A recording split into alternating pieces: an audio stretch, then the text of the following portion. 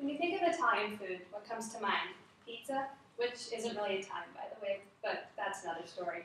Lasagna, ravioli, anything that's on the menu at Olive Garden. The Italians have made many extravagant, wonderful delicacies, and many wonderful desserts as well.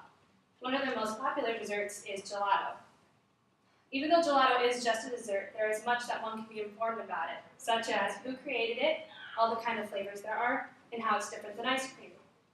Like most things, one cannot be exactly sure where it was first created. However, there are two main theories where it first started. First is the creator Bernardo Buonleti. Bernardo lived in the city of Florence during the 16th century in the court of Francisco de' Medici. Bernardo worked as a painter, architect, and a sculptor, and on part-time worked as a chef and experimented in their kitchen. Their favorite experiment was his gelato. After a while, he moved to Paris in order to open up a gelato shop, as he said he wanted the rest of the world to experience his greatest creation. Another idea is that the city of Dolomite was the one who came up with this great creation, according to the site of Armonio d'Italia. These cow herders lived up in the northern parts of Italy, where there was snow, thus the two main ingredients, milk and ice, for gelato. However, the people could not really enjoy it because, as they called it, the rich man's dessert, only the rich people could really afford it. So the makers ended up moving to Switzerland, Austria, Germany, and France, and opened up shops there in order to create more profit. There are over 160 flavors of gelato, and more are made every year. However, these could be broken down into 5 categories. The first one, chocolate. Second, nuts. Third, creams. Fourth, fruits. And fifth would be miscellaneous. There are many kinds of chocolates. First of all, there's chocolate, chocolate fondue, white chocolate, chocolate hazelnut, and several other ones. These chocolates, however, all come from different parts of the world, such as Paraguay and the Piedmont region, thus giving each of the chocolates a very different flavor.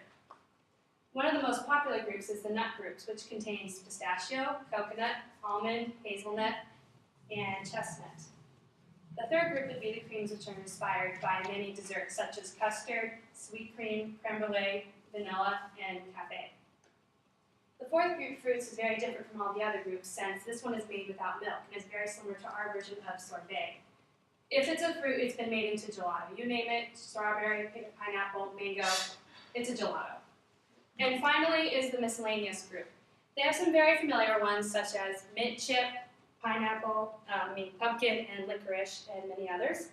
There are also some newer flavors, such as rice, champagne, wine, and rum raisin.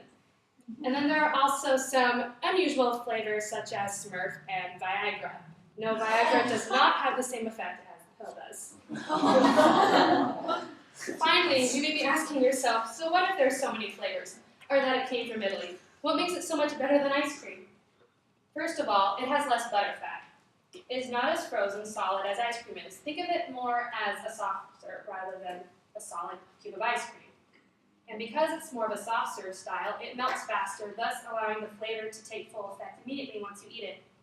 And because there is also less butterfat, it is also the benefit of being healthier than ice cream.